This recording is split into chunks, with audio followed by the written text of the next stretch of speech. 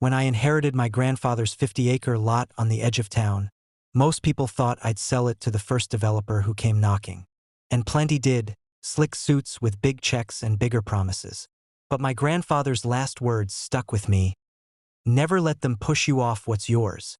So when a fancy new developer came in 5 years ago, I was wary. They were building a luxury neighborhood, big houses, a gated entrance, a shiny new HOA. They bought up the old farmland around mine, but my patch was right in the middle. They offered me double, then triple the market value. I refused every time. Then, about a year later, I noticed trucks rumbling across my fields. First, I thought they were just passing through, but then the foundations started going in. By the time I got back from an overseas work project, they had poured roads and built dozens of homes, right across the southern section of my land. Turns out, the developer's surveyor accidentally drew the property line to include part of my lot. The HOA didn't know.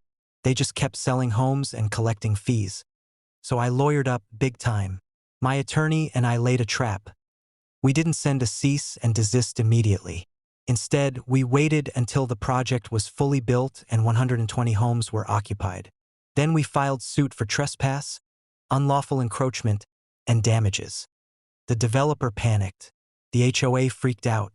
Suddenly, they realized they had built an entire phase of their neighborhood on land they didn't own, and I had the original deeds, the surveys, and the aerial maps to prove it. They tried to threaten me with countersuits.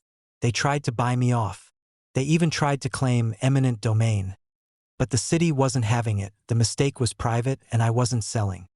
After months of back and forth, we settled on my terms. I now own the land under those 120 homes, legally recorded. The HOA pays me a monthly land lease fee per house, enough to retire on 10 times over. If they ever miss a payment, the contract allows me to reclaim the lots through foreclosure.